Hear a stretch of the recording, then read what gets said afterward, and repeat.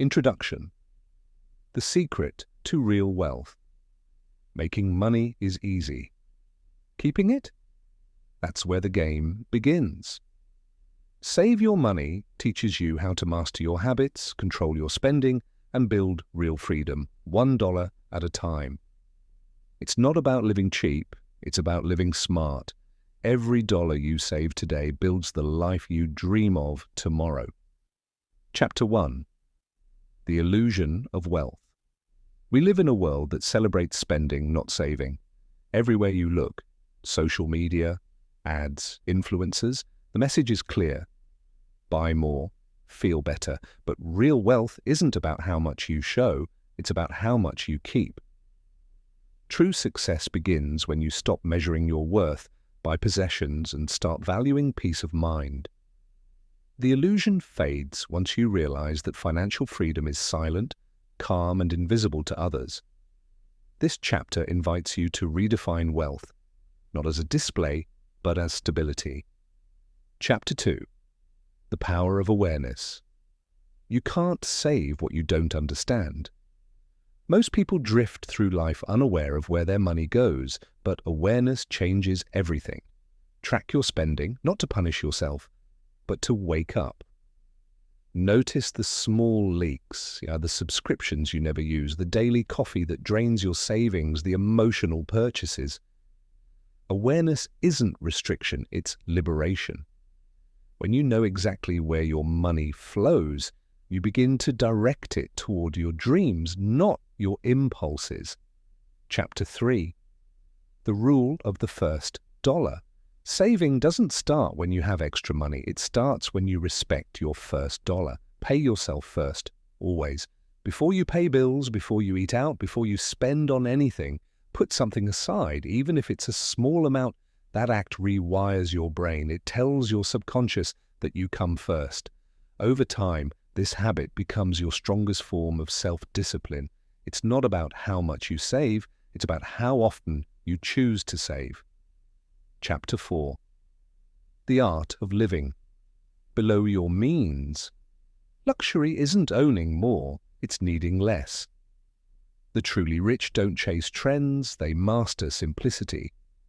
Living below your means isn't about deprivation, it's about designing a life that fits your goals, not your ego. Cut the noise, reduce the clutter, and focus on what truly adds value. Chapter 5. The emotional trap of spending money is emotional. We spend to feel better, to feel loneliness, boredom, or insecurity. But every emotional purchase is a trade, momentary comfort for long-term delay. Recognize your triggers. Do you shop when you're stressed? Celebrate with spending? Once you understand the why behind your spending, you take back control. Replace emotional consumption with emotional awareness. The next time you feel the urge to buy something you don't need, pause and invest that energy into something that truly lasts. Your future. Chapter 6. Automate your future. Saving becomes effortless when you remove decision fatigue. Automation is the secret hack. Set up automatic transfers the moment you get paid. Route a slice to savings, a slice to investments, and treat those transfers like bills that must be paid. When saving is automatic, you stop negotiating with impulse. Start small, even 1% matters, then increase over time. Use tools that round up purchases to the nearest dollar and stash the spare change. Small deposits add up without pain. Automation also protects you during hard months. Money that's already moved can't be spent on a whim. The wealthy don't rely on willpower, they design systems. Build a setup that funnels your money exactly where your future needs it. Over months and years, automated savings compound into security and options you once thought impossible. Chapter 7. Debt. The hidden drain. Debt is stealthy. Not all debt is equal. Mortgage can be a tool, but high-interest consumer debt is a silent killer of plans. This chapter teaches how to dismantle bad debt without losing your sanity. Start with the psychology. Make a zero-tolerance policy for minimum-only payments. Use momentum to your advantage. Pay off the smallest balance first to win quick confidence, or avalanche the highest interest balances to save money faster. Renegotiate rates, consolidate wisely, and avoid extending terms that feel comfortable but cost decades. Above tactics, shift the mindset. Treat debt as a temporary enemy, not a permanent identity. Every dollar freed from interest is a dollar you reclaim for growth. Freedom isn't a number in a bank. It's the absence of money's constant whispering. Chapter 8. Smart Spending.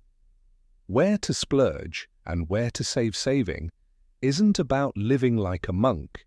It's about spending intentionally. Identify your high-value categories, the few things that truly improve your life, and spend more there. Then cut ruthlessly on low-value noise, subscriptions you forget, impulse buys, convenience fees. Ask powerful questions. Will this purchase help me reach my goals this year? Can I borrow, rent, or buy used instead? When you choose to splurge, do it with delight and plan. Buy the best pair of shoes you'll wear daily rather than 50 cheaply made ones. Price per use thinking transforms decisions. A quality investment that lasts years is often cheaper than repeated replacements. Smart spending creates joy without derailing your plan. Chapter 9.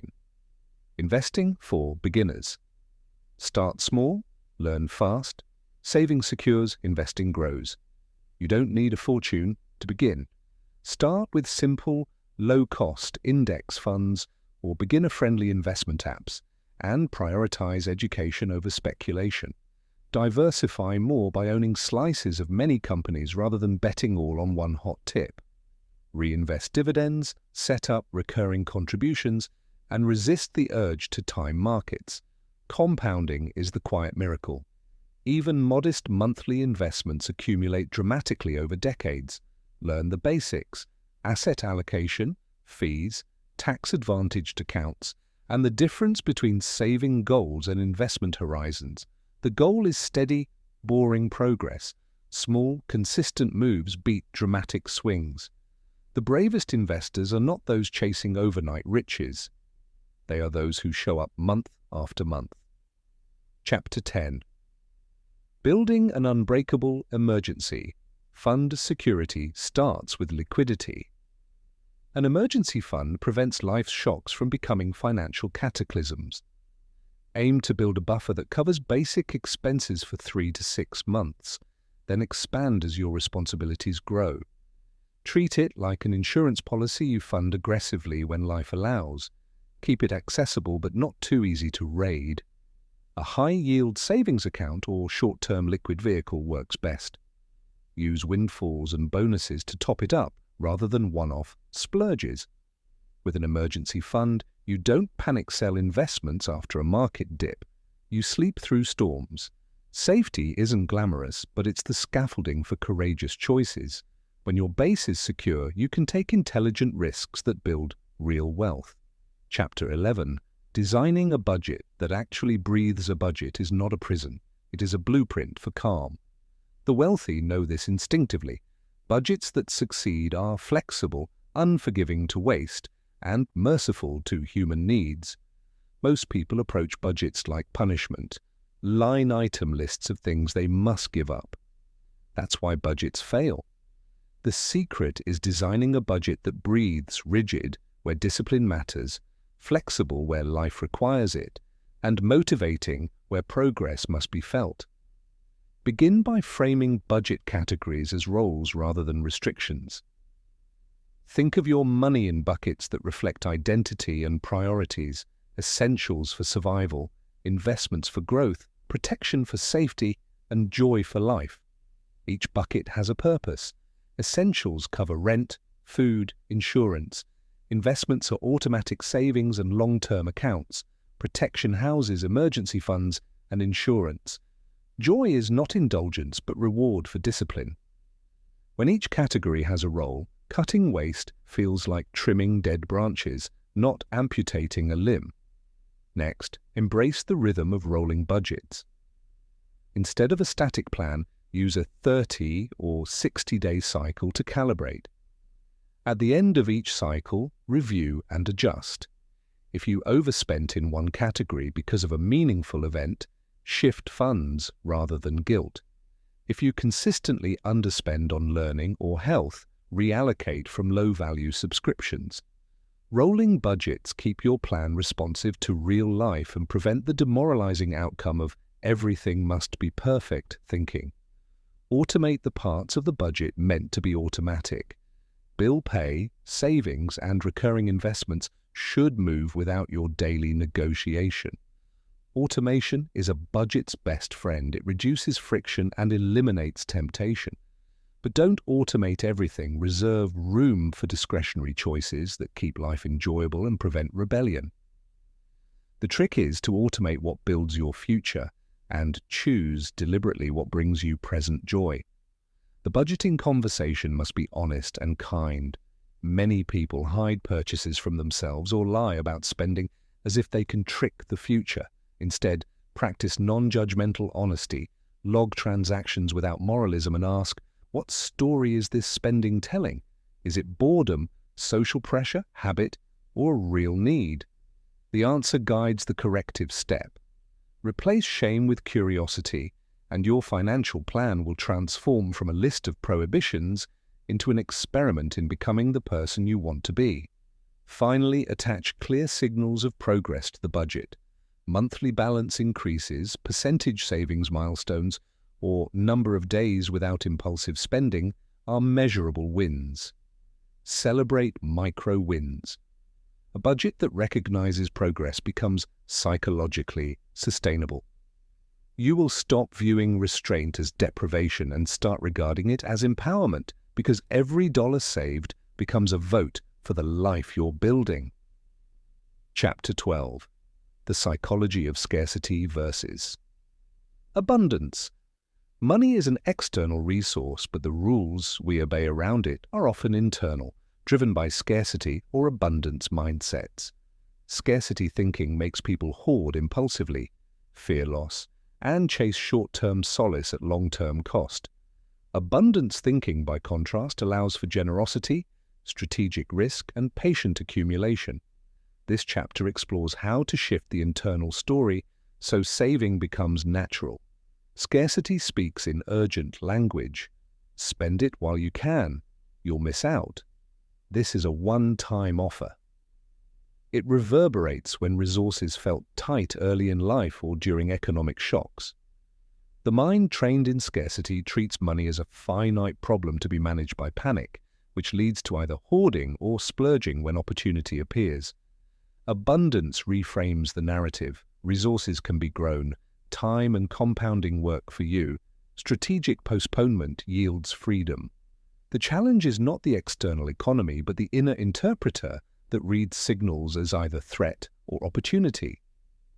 Transitioning begins with narrative experiments. Replace "I can't" with "How could I?"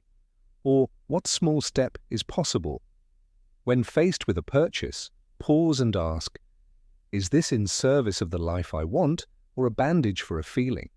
Use future self practices to bridge impulses. Imagine your older self grateful for the planting you do today. Visualization exercises, seeing your savings account as a garden, shift the decision frame from present gratification to future abundance. Another technique is incremental exposure to generosity. People who habitually hoard often fear giving because they believe scarcity will return. Start by giving a small amount monthly to a cause you care about. The paradox is that generosity reinforces abundance thinking. When you see the world continue despite giving, fear of loss diminishes. Similarly, invest in skills that expand capacity, education, relationships, and health, because abundance is often a byproduct of capability. Cognitive tools are powerful but insufficient without behavior. Pair mindset shifts with measurable safeguards, automated savings that increase gradually, commitments that reduce impulsive choices, and accountability partners who model abundance. Chapter 13. Maximizing income without losing yourself. Saving is essential, but growing income is the accelerant that makes goals feasible sooner. Yet many chase more money at the cost of health, relationships, or sanity. The wealthy pursue income in ways that respect life's other currencies: energy, time, and meaning. This chapter details how to increase earnings intelligently and sustainably. Start by auditing value proposition. Where can you deliver more value to others? Often income increases are correlated with the clarity of the value you provide. Map skills that are transferable and in demand. Learn to price around results rather than time. If you are paid per hour, you trade life for money. If you can package expertise into products, courses, or leveraged products, your time expands. Diversify income streams strategically. The goal is not to be busy with many small hustles, but to create multiple complementary sources: freelance consulting that feeds into a digital product, a side income that tests market demand for a bigger business, or investments that generate passive cash flow. Prioritize high-leverage activities, those that scale with effort. Outsource or automate low-value tasks that consume energy. Negotiate always. For most people, one of the highest return financial acts is asking for more pay. Prepare, gather evidence of impact, propose solutions, and ask for specific outcomes.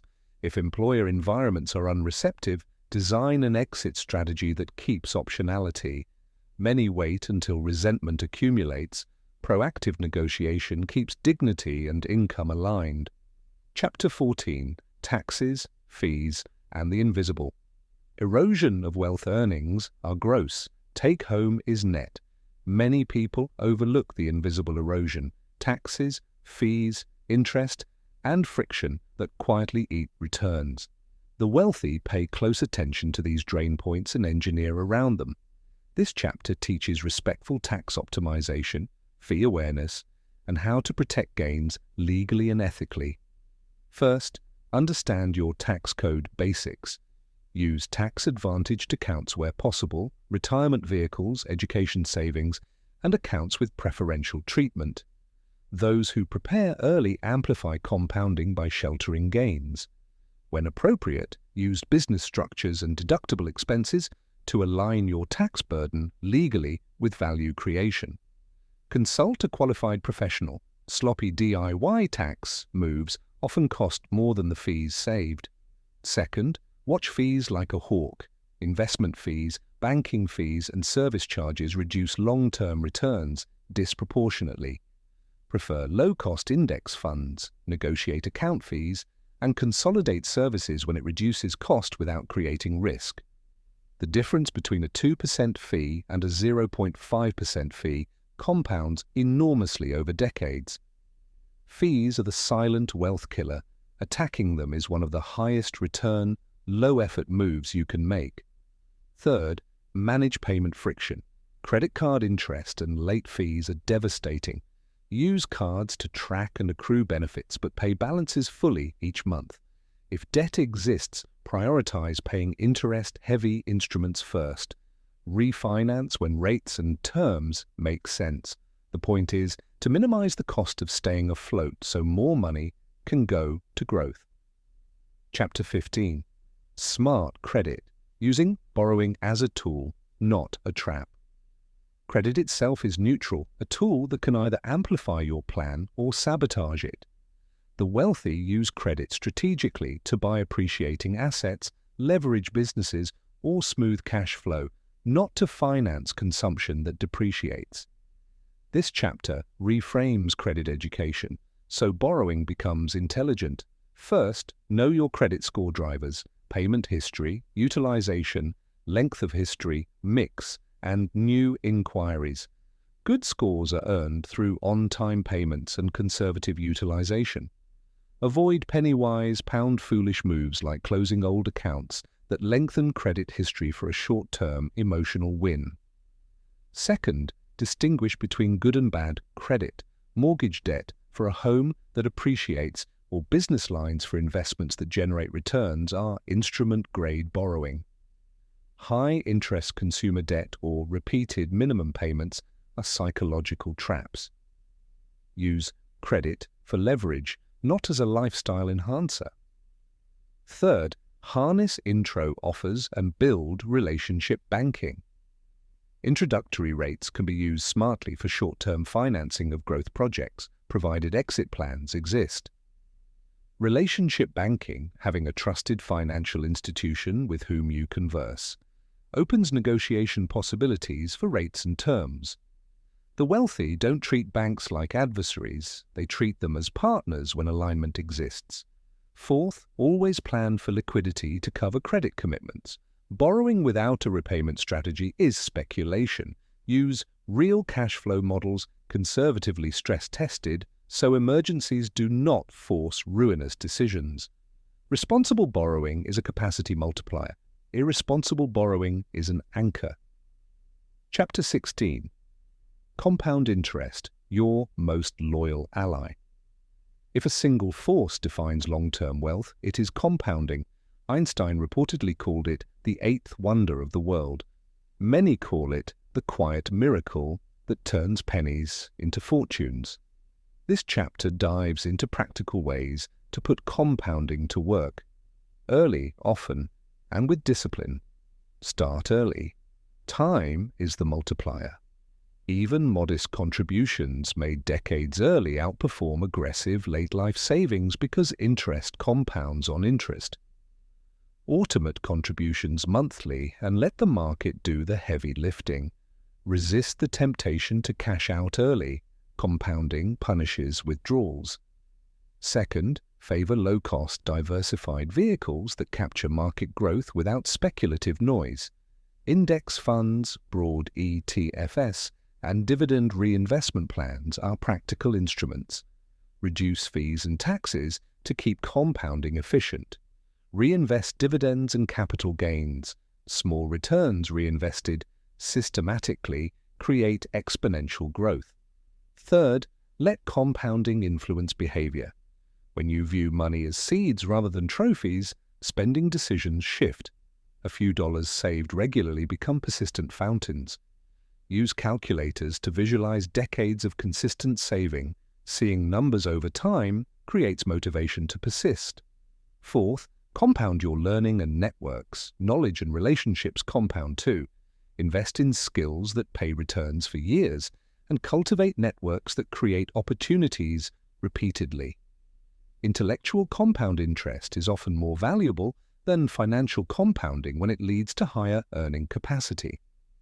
Finally, protect compounding by avoiding high-cost mistakes, excess fees, bad timing, panic selling. Stay consistent, stay invested, and let patience turn steady inputs into transformative outputs. Chapter 17. Protecting wealth. Insurance, wills, and safety. Set's wealth growth must be matched with protection. Unexpected events, illness, accident, legal claims can wipe out years of effort. The wealthy anticipate and insure against tail risks. This chapter covers practical protection, adequate insurance, estate planning, and simple legal safeguards. First, ensure basic protections: health, disability, liability, and property insurance. Evaluate coverage annually and avoid underinsurance disguised as frugality. Disability insurance is often overlooked but critical. Loss of income capacity is a top cause of financial derailment. Second, craft wills and simple estate plans. You need not have an elaborate trust to protect family and legacy. Even a clear will, powers of attorney, and healthcare directives save heartache and expense. Simple plans reduce probate friction and secure your intentions for heirs. Third, shield assets with basic legal structures when appropriate. LLCs for business holdings, separate accounts for investments, and documented agreements for partnerships. Legal separation reduces personal exposure and clarifies ownership and risk. Fourth, build redundancy, multiple accounts, geographically dispersed documents, and trusted advisors. Safeguards include password managers, physical records stored safely, and a circle of informed executors. Emergencies are chaotic. Prepared systems reduce panic-driven mistakes. Protection is not pessimism, it's stewardship. Wealth preserved is opportunity kept. Provisioning for downside risk ensures that your hard-won gains survive storms and continue to serve your goals. Chapter 18. Lifestyle Design. Making frugality sexy and sustainable. Frugality often gets a bad rap, painted as austerity or misery. The rich flip the script. Frugality is design. Lifestyle design is the art of curating how you live so that resources align with deepest values. It's not cheapness, it's selective indulgence and graceful restraint. Begin with values-focused spending. Identify the 5 things that matter most, maybe travel, health, family, learning, or art. Allocate budget deliberately toward those pillars. Everything else is negotiable. This way, frugality becomes a tool to buy more of what matters, not less. Next, make frugality sustainable by injecting delight. The bicycle you refurbish can become your favorite ritual. Cooking at home can become an expression of creativity. Second-hand treasure hunting can surface unique finds that feel special precisely because they're rare. The point is transformation. The psychology of ownership changes when choices are intentional. Design also includes environment, living in a slightly smaller space in a better location, choosing a car that fits lifestyle, not status, and building micro-habits that reduce friction for good choices like meal planning, minimalist wardrobes, and subscription audits.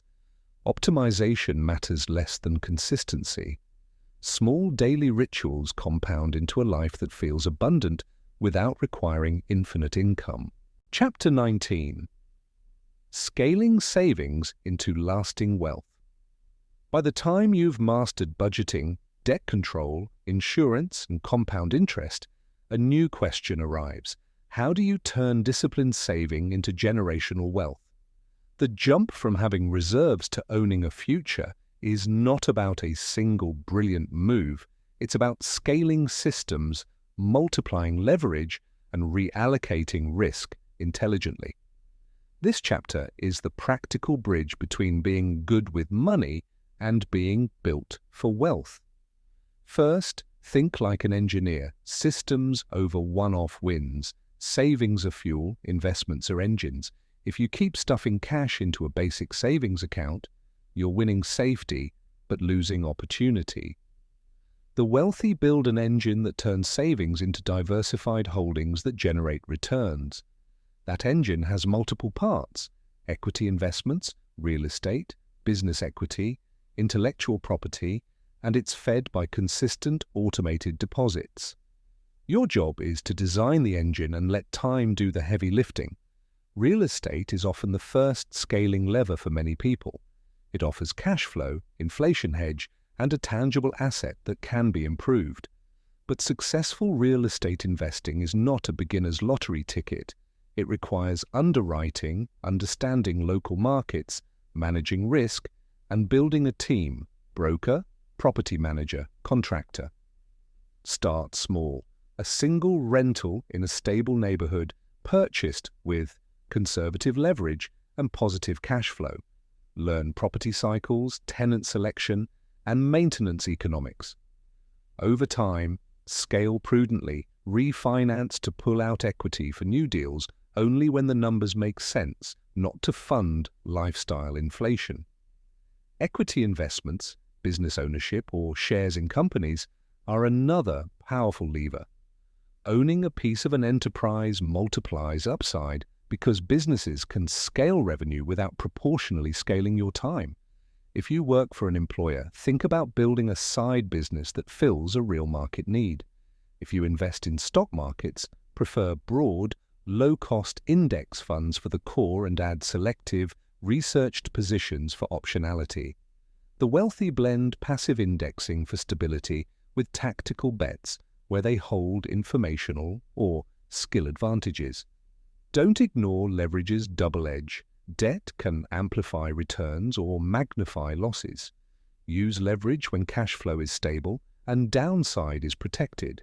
For example, a modestly leveraged rental with positive cash flow and conservative vacancy assumptions is safer than a maxed-out speculative flip. Build stress tests into your models. What if interest rates rise, rents fall, or the property sits empty for 6 months? Good underwriting prepares you for shocks. Another scaling concept is packaging and multiplying your time. Intellectual property, courses, books, software, converts your knowledge into recurring revenue without proportional time input. If you have a skill others want, create a product that sells while you sleep. The craft is packaging value clearly and marketing it consistently. Early failures teach clarity about product-market fit. Persistent iteration builds a pipeline. A critical but under-discussed piece is tax-aware scaling.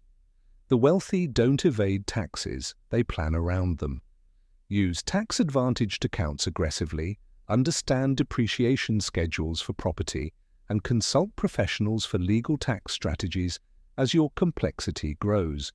Small accounting optimizations compound into meaningful differences over decades. Operational infrastructure matters. As wealth grows, complexities multiply.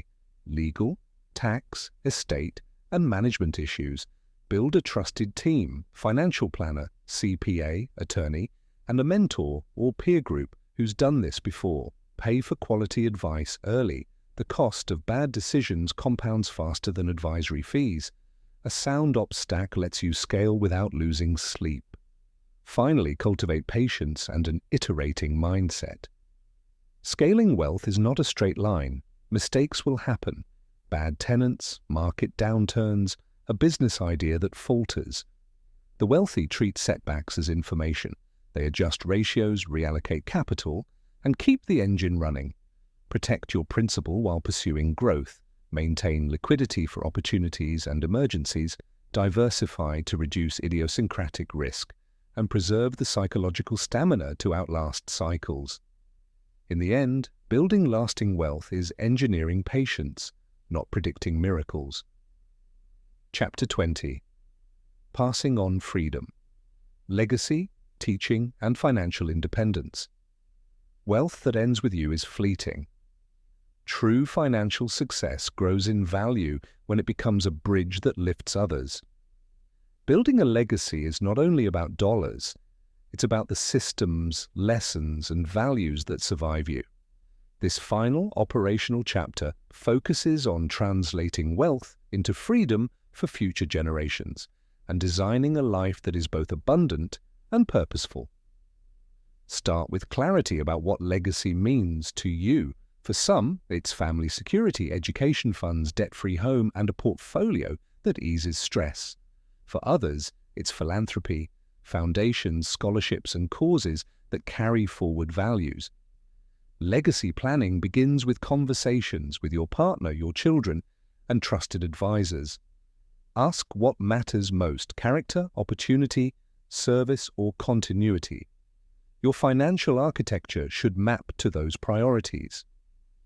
Teaching the next generation matters as much as transferring assets. Wealth without wisdom creates fragility, entitlement, mismanagement, and lost opportunity. Implement structured inheritance plans that include education, staged funds, and required financial literacy before access. Encourage ownership and responsibility rather than handing over capital. Offer co-investment opportunities where younger family members participate in decisions and accountability. Treat financial transfers as mentorship combined with resources. Estate structures protect continuity but also require compassion and clarity. Wills, trusts, powers of attorney, and healthcare directives translate your intentions into executable plans. Use trusts not merely for tax sheltering, but to ensure tempering of sudden wealth and to tie distributions to milestones, education completion, business training, or philanthropy. Keep documents updated and accessible. Review them after major life events to avoid surprises. Financial independence, the freedom to choose work that matters, rather than work that funds survival, should be the goal you gift yourself and model for others. Design your life around optionality, income streams that don't require daily attendance, a healthy emergency fund, and a purpose that fills time beyond paychecks. Teach by example, show how disciplined saving, purposeful spending, and consistent investing create options that let you say yes to opportunity and no to noise. Philanthropy and stewardship give wealth meaning. Decide intentionally where your capital will do the most good. Start small with local causes you can see and scale to broader initiatives that match your expertise. Philanthropy is both an expression of gratitude and a strategic way to align your legacy with lasting impact. Consider donor-advised funds, charitable trusts, or impact investments that blend returns with positive outcomes. Prepare emotionally for success and for the responsibilities it brings. Wealth changes relationships and expectations. Communicate openly and often about values, boundaries, and hopes. Build governance structures, family councils, advisory boards, or professional trustees to manage complex decisions and reduce friction. Professional governance preserves peace and focuses resources on value creation rather than interpersonal stress. Finally, measure success differently. Beyond net worth, track freedom metrics, time spent with family, stress levels, capacity to take meaningful risks, and influence on community. Use these metrics to guide financial decisions. The richest lives are those in which money enables purpose, not replaces it. When your financial house supports rather than drives your life, you've truly saved more than money. You've saved the conditions for flourishing. Conclusion. From saving to sovereignty. Saving money is the quiet, daily art that creates loud freedom. This book has walked you from the first dollar saved to complex systems that scale wealth and craft legacies. The path isn't glamorous, it's steady, disciplined, and painfully practical.